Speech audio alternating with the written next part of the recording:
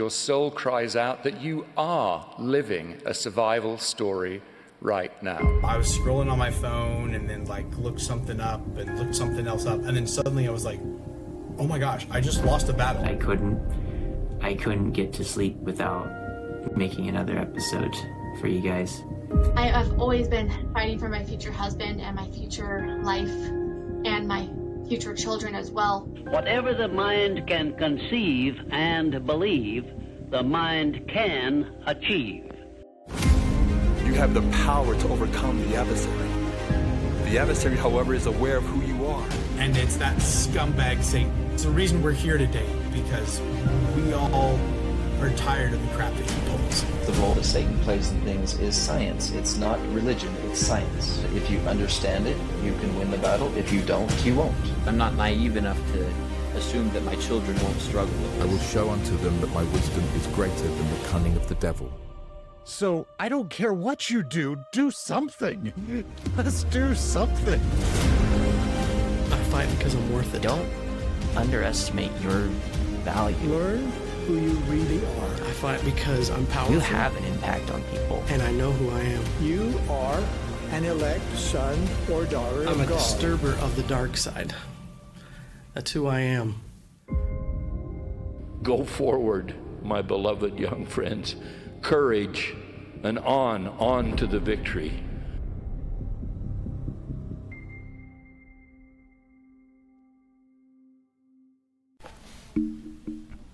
Okay. Am I still normal? You are normal. It's sounding good. I thought I was autistic. Okay. Welcome to the Eternal... No.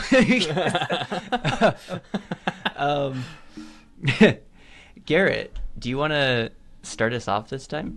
Sure, I'll start it off and then toss it to you. Welcome to the Eternal Warrior Podcast, helping young people in their quest for self-mastery, sharing stories from the battlefront in the war against Satan and pornography. Today we have a special guest. We're quite excited. Todd is with us, and I think Eli's going to tell us a little bit about Todd. Todd, my man. Hello. Well, Todd is amazing, an awesome guy. He helps direct the Thursday group at 8:30 p.m. on Zoom, Mountain Time, I should say. And it has just been a blast with him. Which group is that? The Sons of Helaman group. I got it. Not Matt. Okay. Gonna learn about his story, about why he joined and became a clinician. Before that, I'd love to give you some stats. Looking back at this and seeing that we had 64 downloads over the past 7 days. 14 of those were today. And we have 45 new listeners. So welcome, guys. We are so grateful to have you, and enjoy the Eternal Warrior podcast. So, Todd, we'd love to learn more about you. What's, as they say, what's cool about you? Well, I was born in Salt Lake City and raised in Salt Lake City and Holiday area. I went to Olympus High School. I went to BYU, studying computer science, engineering, physics, and math. Ended up with a degree in physics and math and teaching. Decided to teach. That explains the lectures in the group.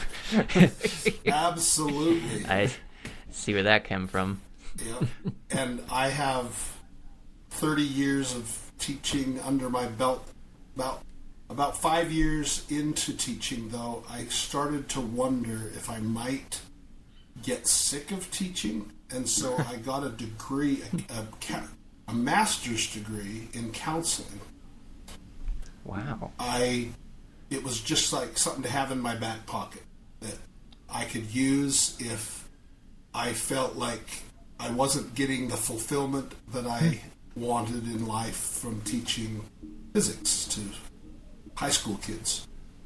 Interesting. Yeah. And wow. So I did that. I did that degree, and my little specialty at the end, I did a little internship, and my specialty was sexual abuse. And I went to like a halfway house of young men that had different stories of sexual abuse. And wow. it was interesting to me, but it wasn't something I wanted to pursue. So I just stuck with teaching physics and had that degree in my back pocket if I needed to use it. But I really loved teaching physics. And so what got you on physics? Why did you choose physics as your subject? I served a mission in Ireland, and my mission president was a BYU professor. His president, Vernon Tipton, and he gave me a great letter of recommendation to get a job at the MTC. So I taught at the MTC to make a little money while I was going to school. Wow. And while I was learning about engineering and computer science and things like that, I was also teaching skills to future missionaries that were just about to go out. I taught the ones that were only there for a few weeks, and then I didn't teach the language missionaries. Right. So interesting, huh? Yeah. That's cool. Yeah. That's crazy. You're like official. I didn't realize you had the training behind it. That's crazy. Yeah. Yeah. And so I really thought kind of hard about this. I actually got a job offer from an engineering company. It's a different company now, but it used to be called Hercules. But I don't know. I just kept going back to that. I felt like I wanted to teach, and so I got a job offer from Granite High School in Granite School District, and I decided to take it. And I really, at first it wasn't so great, but I really started to like it. And so as I grew into that job, it just got more and more fun for me. And by the end, by about the 11th or 12th year, I wasn't using a book anymore. I was using all my own materials, and I was completely ingrained in teaching physics, mostly honors and AP physics, to high school juniors and seniors. Mostly that's what I did. Well, that's awesome. Yeah, it was fun. I feel the need to teach. That's with my students in guitar teaching. It's super fun when you can just roll with it, have fun with the kids. Yeah. Yeah, I really like that age. Even my own kids, when they were 1 and 2 and 3, 4, 5, they're cute and everything, but just grow up. There's so much I want to do, so many things I want to teach you. Oh man. I love the teenage years, especially about 15 years old and beyond. So 15 to really 30, 15 to 30 years old. I love that age. I love being with those. I go camping. When I go camping, it's always with that age group. I'm in the young men's in my ward, and I just fantastic. Love it. My oldest grandson is 11, so I don't like him yet, but I'm kidding, He's not ripe yet. Right, yeah. He needs to reach that prime time. But he's a little on the high end of the learning scale. He's a little autistic and very, very good with numbers, math, and science, and so it's already pretty fun to. He's always asking me things. Grandpa, tell me how this happens, and he's really he is fun, and the others will get there. Awesome. They'll all get there. So. That's right. Yeah. So then, awesome, Todd. How did you get involved with the Sons of Helaman program, and what's your story behind that? Well, I mean, I guess what happened was after I retired from teaching, I thought, well, I'm gonna.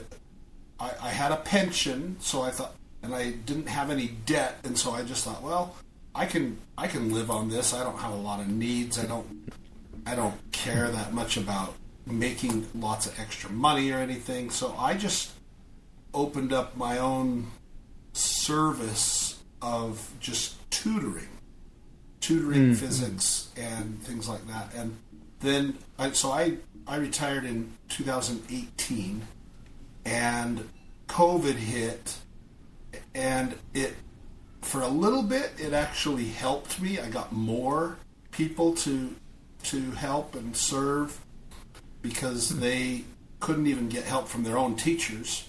Right. Sometimes. Right. But then, after COVID, it was like I hit a brick wall. It was like I was down to under 5 people at any given time. And I mean, when you're retired and you really don't have a job to go to, that is not a lot. That's not very fulfilling. Yeah. And so a few years ago, I decided I need to do something. I don't have any idea, but I need more fulfillment in my life. I need to help more people. I need to feel that feeling that I got when I helped so many kids in physics. And I loved teaching physics because physics is just, it's so real. It's real life, and that's how I taught it. That's why I went to my own material, because I felt like I could teach it better by telling them things that happened in their own life is physics, and here's the principle behind it. And so I taught that way. Right. So when I was just searching, it took me, I wasn't really finding anything, and I even went to the temple, fast and prayed, went to the temple, and the ultimate truth is that I first found out about life-changing services in the celestial room at the temple. Wow. Because I was sitting there thinking, okay, I came to the temple with a purpose, and I got nothing.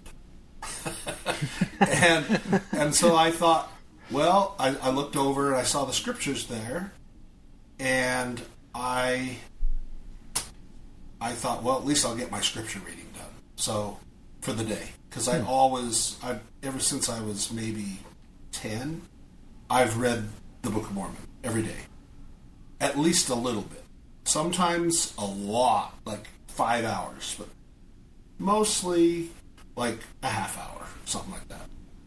And that's counting the little offshoots that I go on, because I'll read 3 verses and then boom, I'm off to looking up, Googling things and looking up different authors' points of view, things like that. I love reading the scriptures, and so especially the Book of Mormon.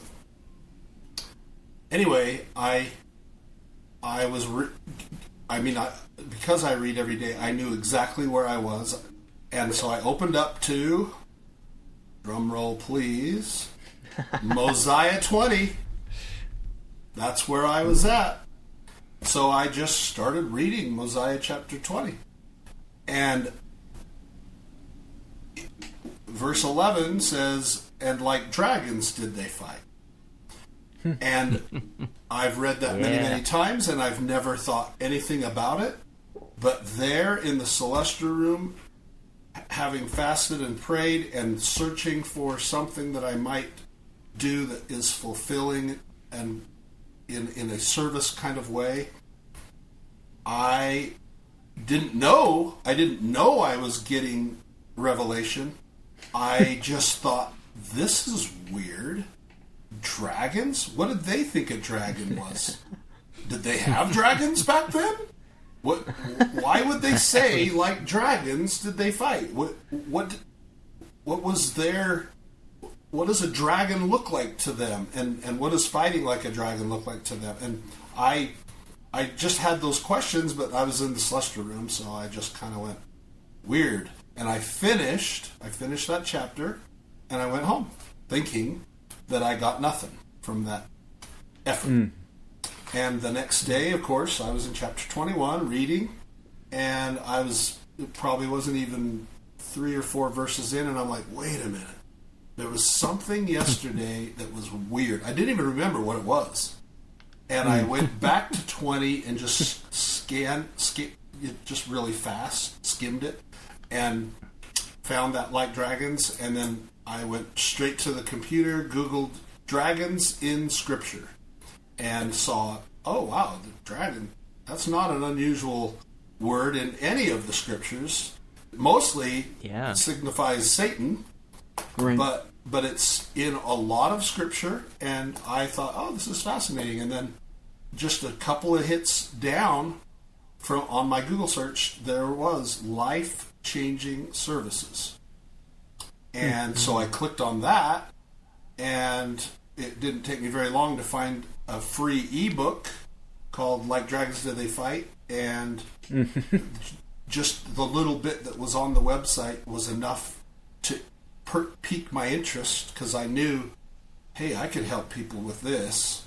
I mean, I'm a guy. I know what sexual drive feels like, or I've even been told by my wife and others that they feel like I have an addictive personality, and I said, I seriously for a long time thought that they meant that my personality was very awesome.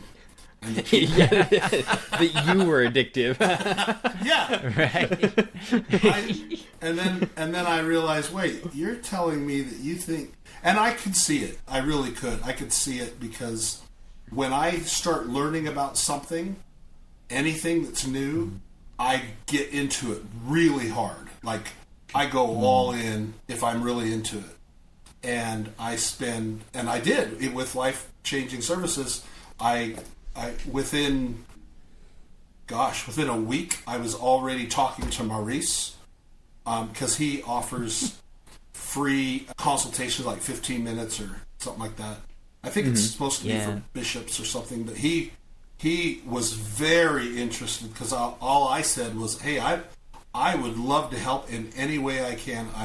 I've read the book, because by then I had read the book, and I was reading it for the second time, and I just felt like this was it. And then, to top it all off, I had a stake conference where Bednar came, and I went to 3 different meetings, 2 of which were all about the war chapters in the Book of Mormon, comparing that to Satan, the Lamanites part to Satan, and I was just like, okay, I get it. I'm supposed to do something with life-changing services, and wow. And because of what I was doing all service. I told Maurice, I don't care about being on the payroll. I just want to help.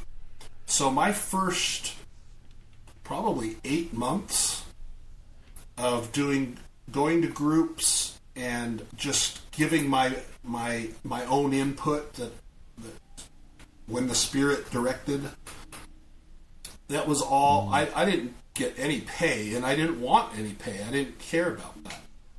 And then, just for liability reasons, life-changing services came back and said, we need to put you on the payroll because you're leading groups now, and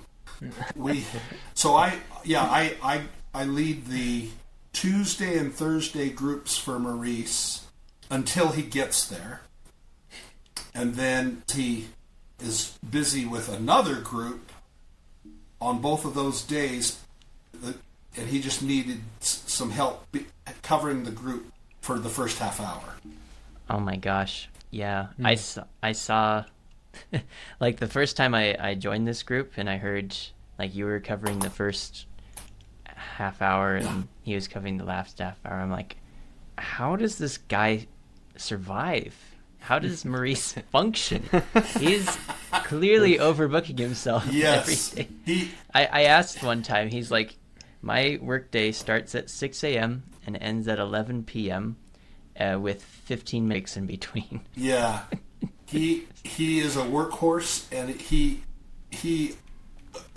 I guess I would say that he also has an addictive personality where he puts himself out there, though. I mean, he puts everything into it, and kudos to him, because it is so important, and this work is so important. And I love what it represents, what the effort is that we're trying to make people's lives change for the better, help them out of a bad situation. And we've got all these awesome tools and skills that we can teach and learn. And I mean, I really just thought it was great. And I don't know how long I'll keep doing this, but I probably as long as they'll let me, because I love helping people like this, and it's it's really really awesome. I have a question. So I didn't realize you had this wonderful background in counseling and as well as physics. With teenage that's incredible.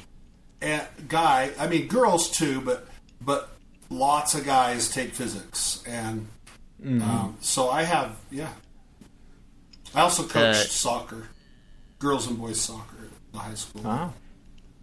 So I'm just wondering how comfortable were you that first day of leading a group? Were you just like right in it, ready to get going, or did it take a little bit of time to kind of get adjusted to it? Well, with the group, very comfortable. Like having a group in front of me is well, that's my most comfortable time. But with the subject matter, that's taken time, but I've come to realize it's not important to know everything. What's more important is to teach what you know, but listen and help with the spirit, and let other people give suggestions, and it just works better that way. It's not meant to be a teacher-student situation running a group. Yeah. If you don't mind me putting you up on a small pedestal here, your story kind of reminds me, because you brought up the war chapters, and it reminds me of Captain Moroni, in that Moroni didn't spend a lot of time in the trenches. Not necessarily in the trenches, but in the sin and the struggles that his troops had. Like, there are multiple times where Moroni expresses his frustration. That's what I mean by the trenches. Oh yeah. Okay. I mean, that is where the battle is. Yeah. And despite that, he expresses on multiple occasions that he loves this people, and that he wants to help them, right? Mm-hmm. He wants to lead them, and I feel like that's what you kind of done is that you recognize this place where you could step in and help and listen and be a support, and that's awesome. Like that's amazing. Because I just the full truth, full disclosure, my wife and I were going to go on a mission when I retired, but I retired a little earlier than we were anticipating because of some health things, and she wasn't ready to go on a mission, and actually still isn't. And so I'm just like, I want to go do something that helps people and get that feeling, that good feeling of helping people. And so this is just perfect. It really is.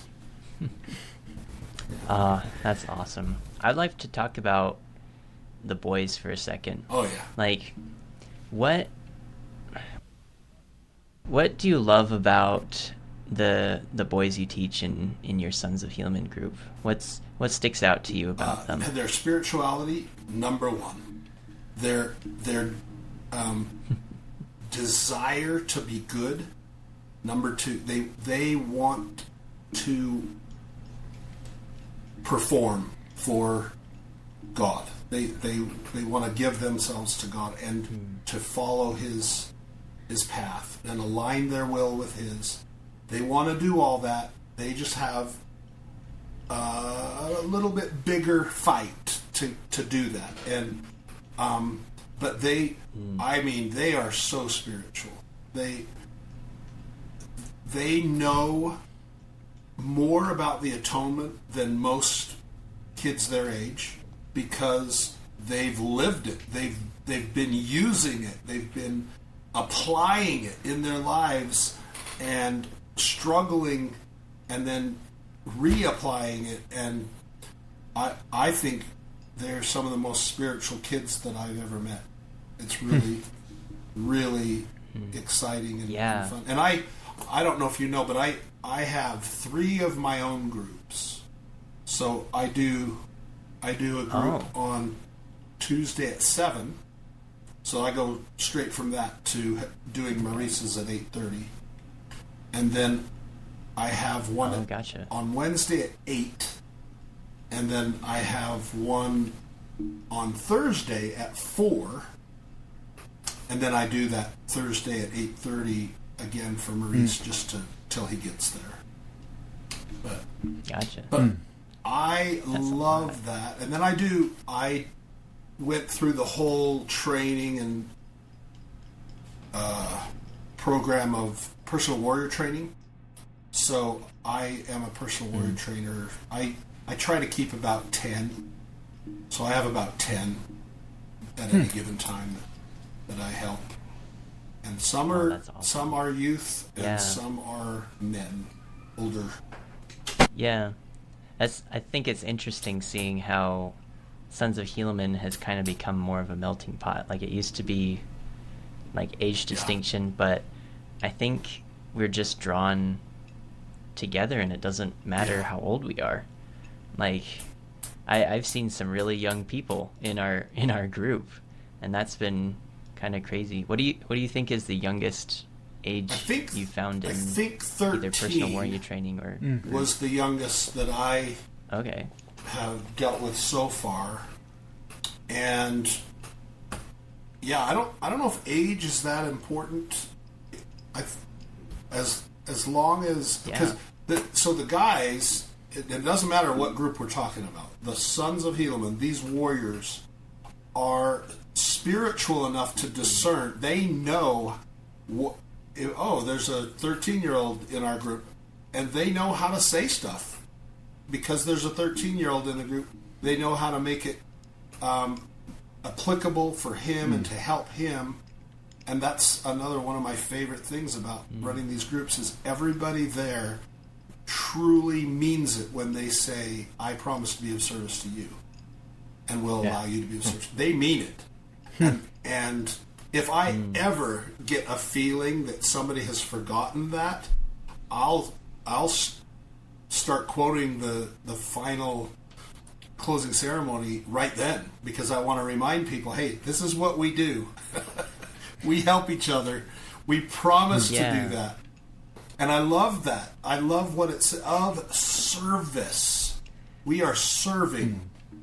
Yeah. So, just for clarification for any new listeners, which I know there are, the ending ceremony is something we do at the end of each Sons of Helaman and Men of Moroni group, where we say, I promise to be of service to you. I will allow you to be of service to me until both you and I successfully defeat this demon that assails us.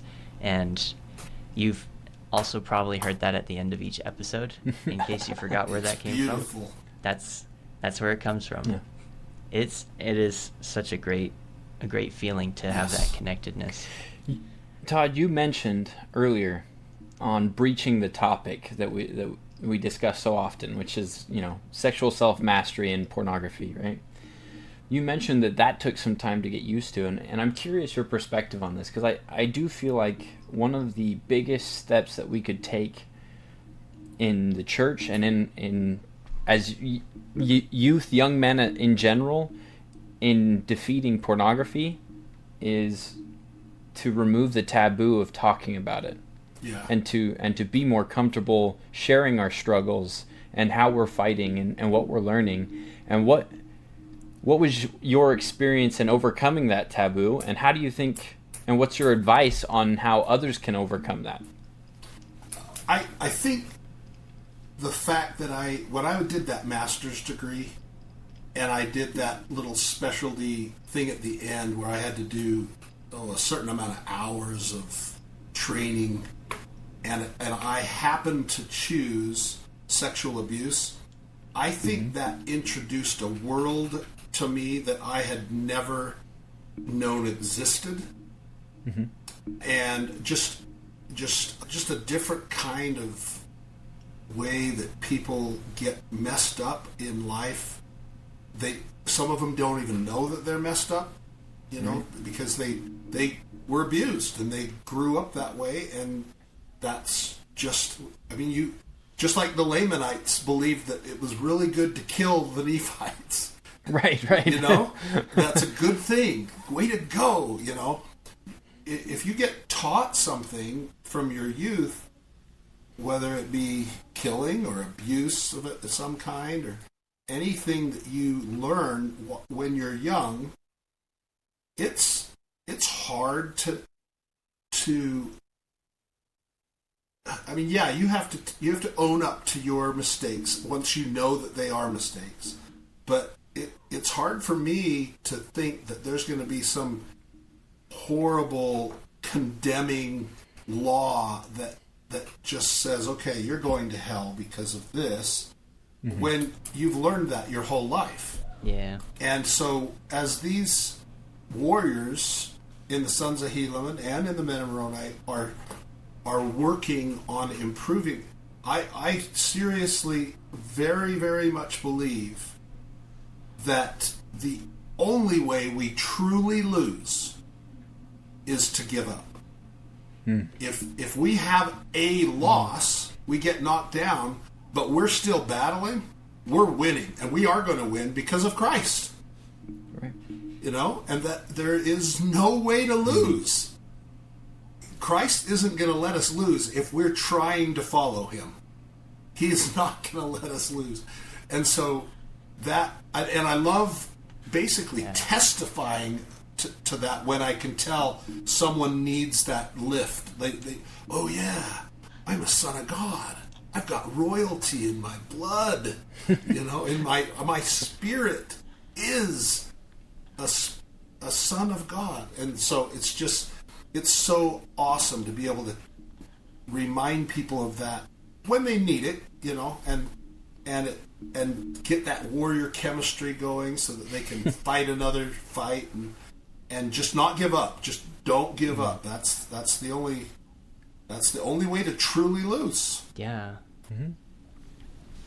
That's been a big thing I've been discovering as well, is that's Satan's end goal is to make us miserable. It's not just to make us sin. He chooses sin because sin is what makes us miserable. And so I can imagine some lashback from maybe parents or spiritual leaders when we talk about Satan, when we talk about, just because you lose a battle doesn't mean you're lost. Shouldn't we shame these boys for acting out badly? Shouldn't we we can't blame this all on Satan. We have responsibility. So what would you say to that? I would say that we can pretty much blame it all on Satan, and that we do have to own up to our own mistakes, because we had the choice. We absolutely had the choice.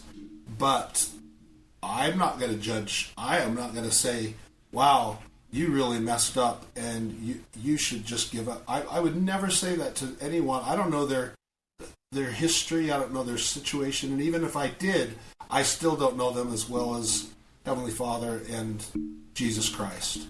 And thank goodness that that's who is our judge.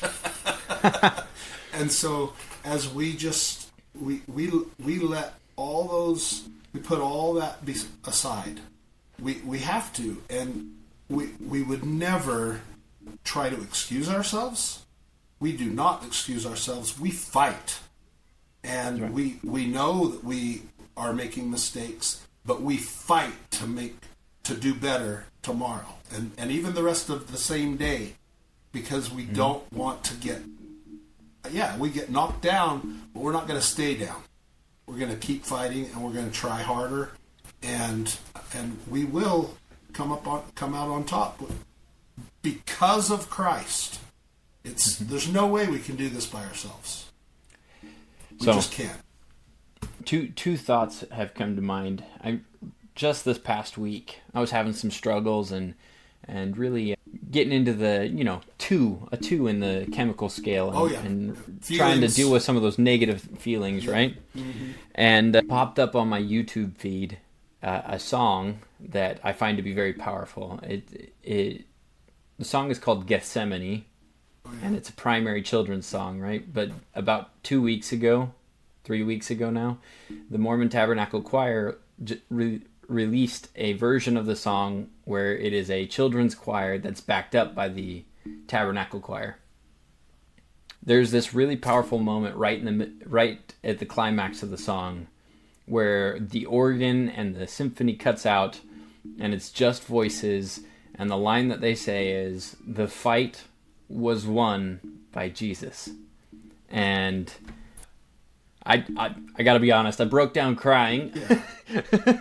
And I do every time I listen to the song. It's so good. And so good. Because we forget that sometimes. We forget that whatever our struggles are, whatever we're dealing with, the fight is already won. Like Jesus won already. All we're doing is fighting to be like him, fighting to accept him, right? That's what we're doing. The fight against Satan, that was won, right? We won that. And that was really powerful. And then the other thing that popped into my head is one of my favorite poems, and I can't remember what it's called. I just spaced on the name of it. It just fizzled away. It's about I think it's called "Get Up and Win That Race." It's called The Race. The Race. There you go. The Race. And we won't go into that, but the race is basically about a boy who's running in a cross country meet type thing, and he's talented and he's got a powerful stride, and he's running and he falls, and he's beating himself up for it, and he sees his dad, and his dad says, "Get up and win that race." And so he gets up and he tries again, and he falls. And he sees his dad, who says, "Get up and win that race." And he gets up and he tries again, right? And it happens multiple times. And in the end, he doesn't win the race at all, right? He's the last person to come in. But what happens? He's the last person to come in, and the entire crowd, everyone there, cheers as he crosses the finish line. That's right. And his dad hugs him and he says, "You did it. You won the race," right? And that's so powerful. I can't. It's one of my favorite poems, and I can't read it because if I read it, I just break down into tears. And I have to read it in sections because otherwise I just drench myself in manly tears. But it is a powerful lesson that teaches us, and that's that the race that life is, right? This race that we're in, we're not going against anybody else. Yeah. Right? Our only goal is to finish. That's it. Yeah. Sometimes we forget, though, just like you said. Yeah. There's a really great line that I like to say in my own, with my own emphasis. It's not even the last verse of Mosiah chapter 4. It's the last line in the last verse. It says, "O man, remember. O man, remember." And I love to think about that verse and think about how, and I read the whole Book of Mormon this last year. Well, probably only really took about 8 months, but I read it with the words remember and forget in mind. That's all I was focusing on, was those words. And it is incredible how powerful the word remember is, and how it is equated very often to keeping the commandments. Just straight one-to-one relationship. Remember, and that's what we do. That's why they had to get those brass plates. It's just, and there's example after example of that. And so I remember that so much better now because I did that little exercise, and so I kind of stress it sometimes to people to try and just try it. But that was a really, I think it says, oh, like I like to say it like this: "Oh man, remember and perish not." Yep, oh, exactly. Man. Just like, yeah. I forgot. Yeah. That's the male brain for you. Yeah, in one it's sentence. so true. Squirrel. Oh man, I forgot. Squirrel. Yeah. Oh man, I don't know who it was.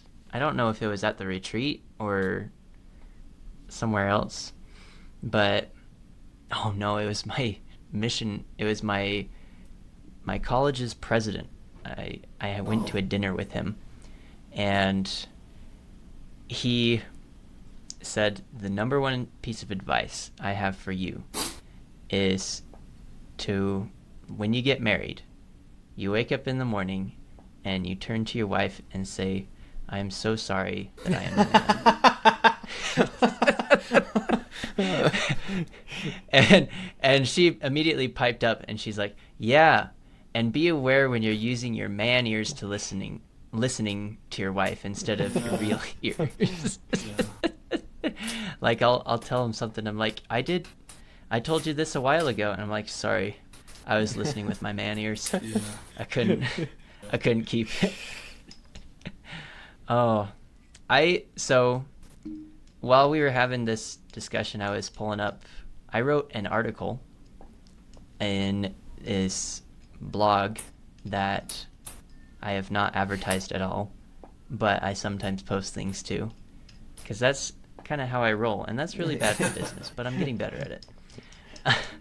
But it's called The Anatomy of Agency at WordPress.com, and I was having these big realizations about the atonement, and I wrote an article titled, "The Atonement is Not a Mistake Fixer." And what I mean by that is the atonement isn't something that one for one matches with every sin that you will ever make. It's not, it doesn't make any numerical sense. And we were actually having this discussion on the retreat. Cleon Skousen talks about the atonement and how he says, one man who had no sin, suffering every possible suffering you can have on this earth, doesn't necessarily fulfill the law of justice. Like, the people still sinned. They still have their sins. And this man said, look at me. I want to take the burden, and I want to suffer. And he gave an example of President Lincoln, Abraham Lincoln, when he was faced with giving the death sentence to this boy who slept on his job.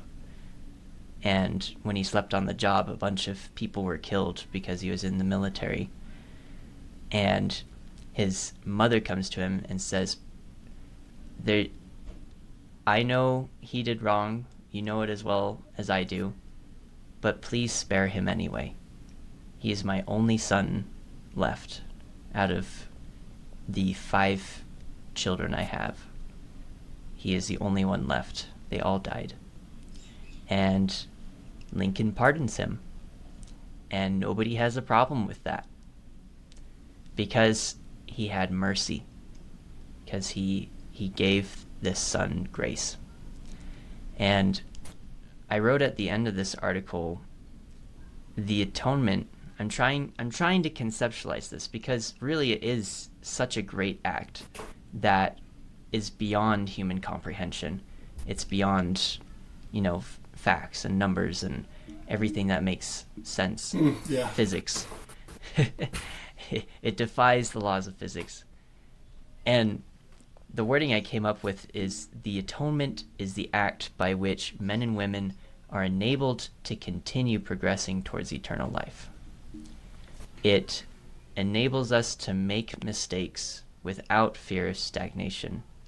It doesn't encourage us to make mistakes, but it enables us to just keep going. Like, we don't have to be stopped by this. If we do make a mistake, if we do have a lost battle, we can keep going, and we can still be God's son and God's daughter. It doesn't take us. The bondage of sin fails.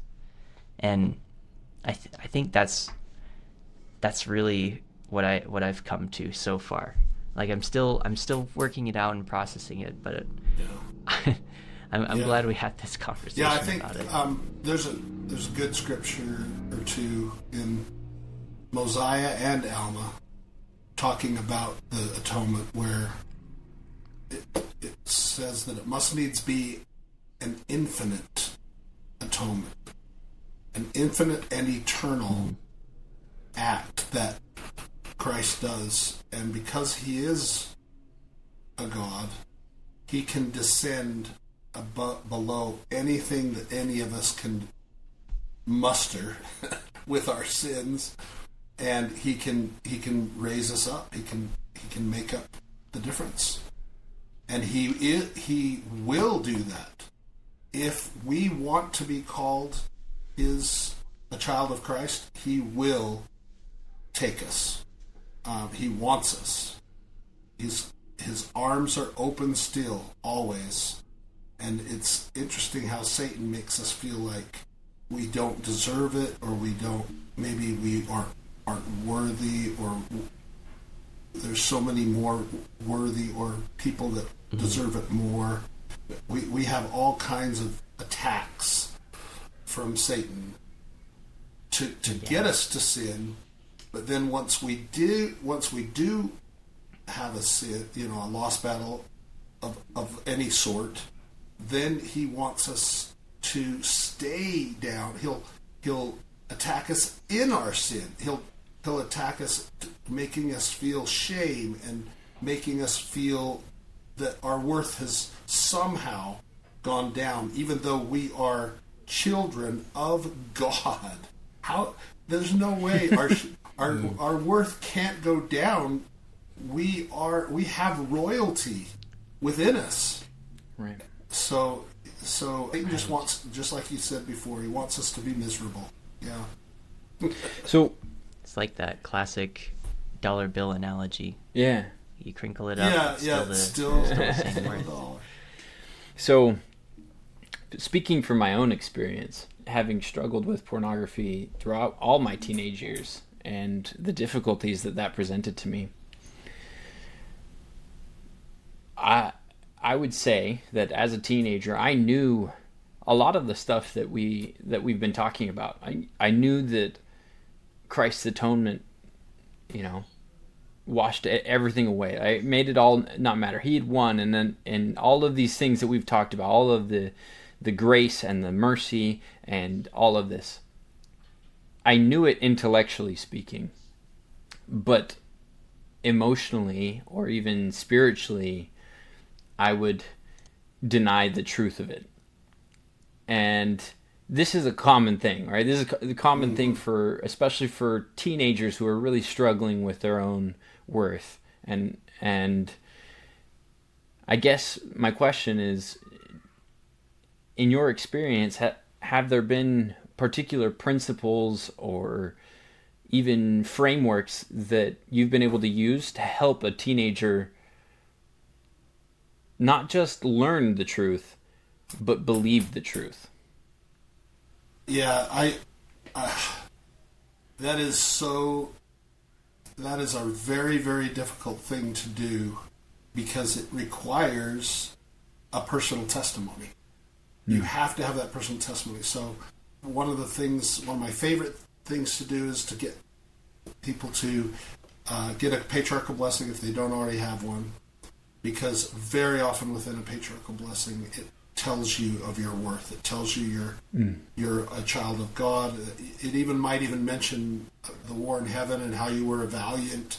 There could be multiple things like that, reminding you of who you were and how valiant you have already been, and then knowing that, and knowing that you chose to come here, continue the fight, and be tested and tried beyond the veil. With that testimony, and as you cling to that testimony, it gives you the hope that you need. It gives you that drive that, okay, I'm a sinner, but who isn't, right? Right. But I'm worse. This is what I think you're getting at. But I'm worse than most people. So it kind of I don't know if it can actually apply completely like you're saying. At least not for me, because I am definitely worse than most people. Because I make the same mistake. I make the same one multiple times. Well, okay, then Christ will probably not like you. Yeah, right. It is such a lie. Satan is such. Oh boy. He is that serpent, the insidious one who wants us to be as miserable as he is, and he will do anything he can to us to bring us down. And we just have. I have things things I suggest, like reading your patriarchal blessing, or writing your personal history that you don't even remember, that before the veil. Write that. Write what you think you did and how you got here, and just things that will kind of perk up into your mind and heart what you had to have experienced at least a little. Right. But I will say that's the hardest part. That's the hardest part of this job, of doing this, leading groups, and is seeing a warrior that can't get out of his funk. He can't let that go and just stick it to Satan. Basically, he can't. So and there's weeks that week after week. Just trying to help him, and the other guy's trying to help him too. And I love when it happens, though. It's so awesome, because you just see this glow, and you feel his relief and the stress, or all the things that have been holding him down. It's not because he's sinless. he still needs Christ just as much, but he's figured it out. He's figured out that it's all right. Yeah. And you're going to be okay as long as you keep fighting. So. Yeah. Would you say that's the true victory of Sons of Helaman? I mean, we'd love... Oh, you mean... And we had a whole discussion about this in the past. You're cured! Like, sobriety versus... Yeah, sobriety versus, like, getting better. It's interesting to, like... If someone has not yet come to a great pattern of, like, I can beat this, I haven't done this in so many days, but they know their identity and they're open about it and they're continuing to serve other people, would you say they've succeeded? Yeah, I mean, there's things that mentally that they need to get past. Like one thing that comes immediately to mind is viewing women as objects. You've gotta get past that, and and to me that's just part of the fight, though. And you continue because that's, at least as I've observed, as I've started to really pin this down, I think that's how it all starts. Is we believe social media, we believe movies, and the way that women have been depicted so often, and so we just believe it, and we forget that they are also royalty, and we forget because that's Satan. He's really good at that. He's really good at getting us to forget. So, but as we continue to strive to remember who we are and who our neighbor is, male or female, we learn to put that into our heart. We see people different. We don't see them like our addiction wants us to see them. So, anyway. I think that's a really powerful statement. You said they are also royalty.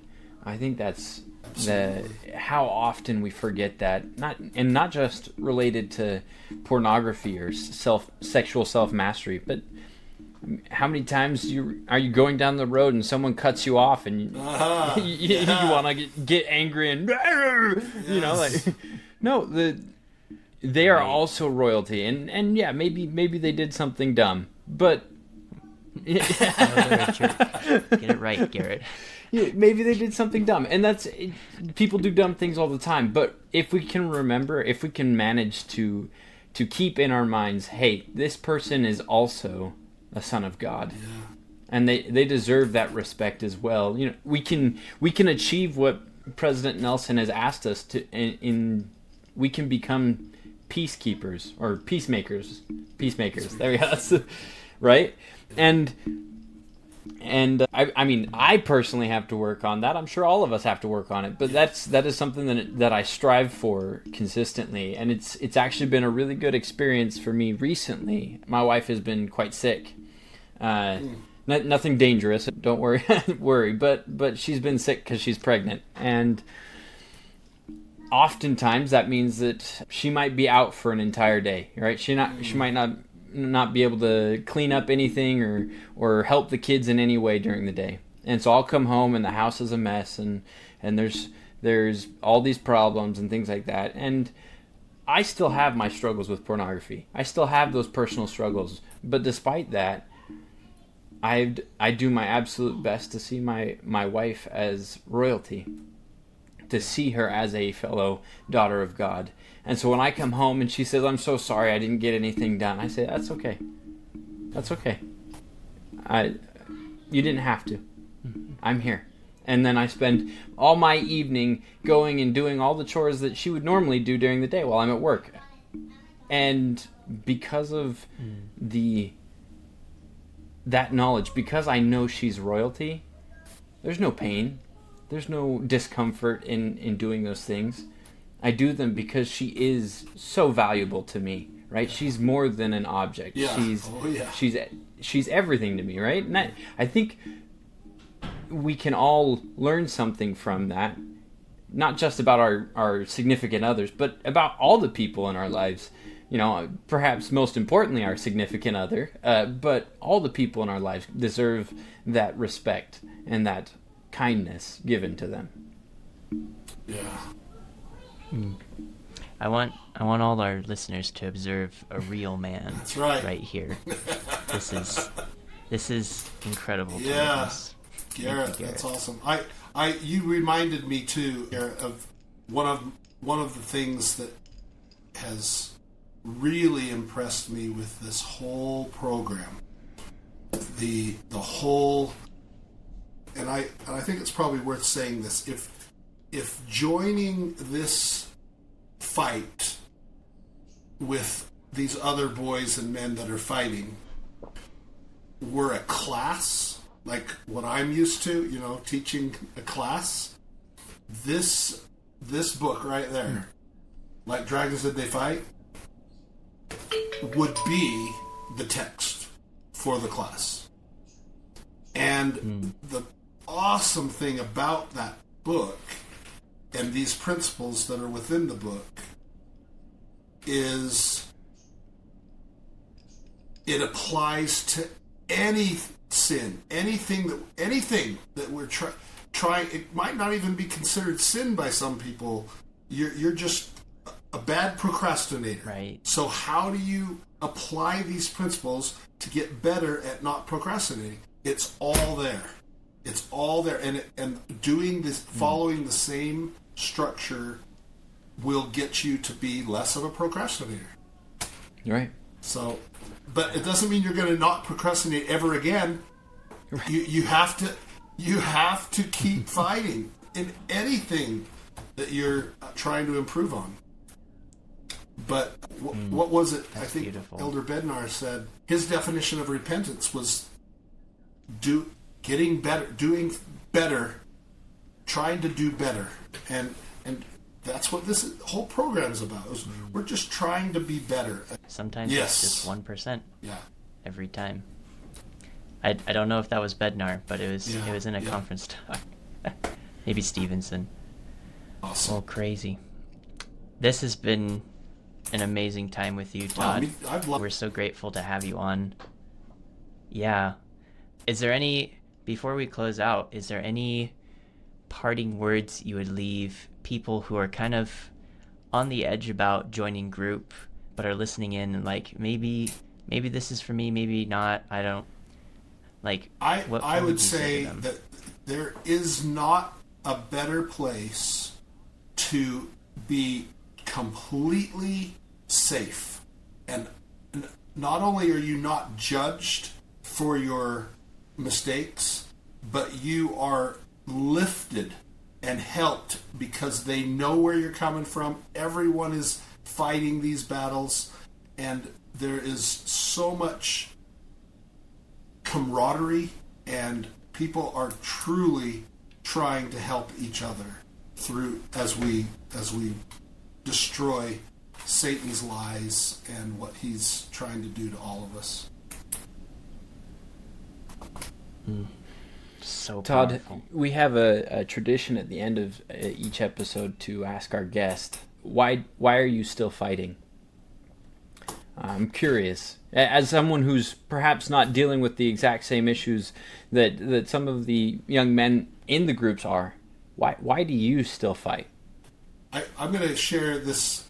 This is one of those meetings that I had when I was with Elder Bednar. There were only like 20 people, and it was mostly stake presidents. I'm not a stake president or even in a stake presidency, but I was in the High Council, and I was in charge of all the keys and the access to rooms and buildings, and so I needed to be there, they said. So I went, and it was one of the best things, because I watched Elder Bednar lovingly teach, or basically call, these stake presidents to repentance, but in such a loving way. He was basically saying, you need to try to do better, and I think that's what I am doing as I try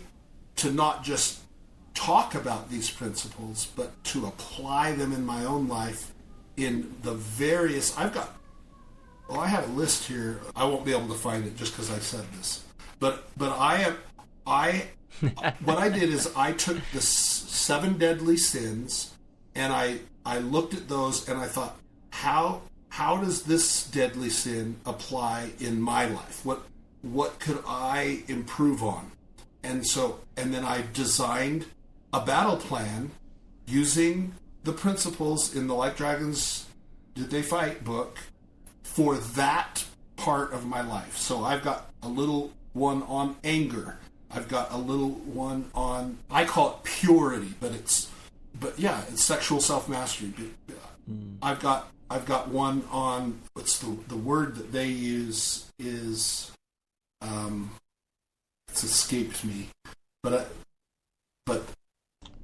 there's sloth, and just all of those 7. Like for me, the sloth one, that was so easy because I was spending more time than I should playing those puzzle games, the New York Times puzzle games, on my phone. And so really? I really feel like I need to be concerned, even though I'm retired, I got all the time. I mean, there's Satan's lie right there. I've got all the time in the world, I can do what I want. No, you're trying to get better. You're trying to improve. That's what I need to tell myself. And so while I'm at the gym, I do mostly cardio. So I'm on a bike or something. That's when I get to play my puzzles on my phone. So that and then say it a time and place. And so and am I perfect at it? No, I am not perfect at it. But I'm trying, and I will. Maybe one day I will be perfect at that, but probably not. But it doesn't matter. Christ makes up the difference, right? You just got to keep trying. That's excellent. Oh, man, this has been a wonderful time with you, Todd. I'm so glad we got to have you on here. It's been great being here. And learn about you, learn about the boys you're teaching. I'll just end off really quick. I'll give unless you have any more thoughts, Garett, I can give the slate. Go for it. Okay. Well, if any of you listening right now feel like you are struggling with an addiction, could be pornography, could be masturbation, could be something else, we have a program for you at Life Changing Services. So you'll go to lifechangingservices.org. You'll find the link in the description below. If you want to talk to either of us, me and Garett, you can reach out to us at podcast@lifechangingservices.org. And we want to hear from you. We need to hear more stories. We recently heard some over the past couple of weeks, and we want it to just keep building. Come on. But until we meet again, I promise to be a service to you, and will allow you to be a service to me until both you and I successfully defeat this demon that assails us. If you're listening to this podcast, you have probably found that you are in need of, you are strongly desiring, a level of self-mastery that you have not been able to achieve on your own. Or you are a loved one or a parent who knows someone who would like to achieve that level of self-mastery. It's not fun to be in that situation. Been there, done that. I've become a specialist in this area by spending 30 years initially searching for and harvesting eternal principles found in the world of psychology, science, and the words of the prophets, many of them found in the Book of Mormon, for my own sake first, and then I found that they're of great value to others. Instead of just hoarding these concepts, we put them into a book form that is easy for you to access. Like Dragons Did They Fight? You'll understand the reason why it's called that when you start reading it.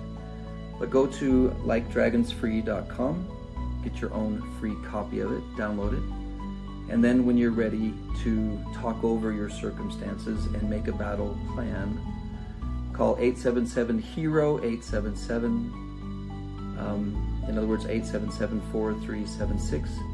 Talk to our headquarters people, and if necessary, they'll arrange for you to have a consultation with me. I am sad that you're going through this, but I've watched thousands and thousands of young warriors gain the confidence and strength they need to be able to have the lives they want now and the futures they desire to have. We will see you soon.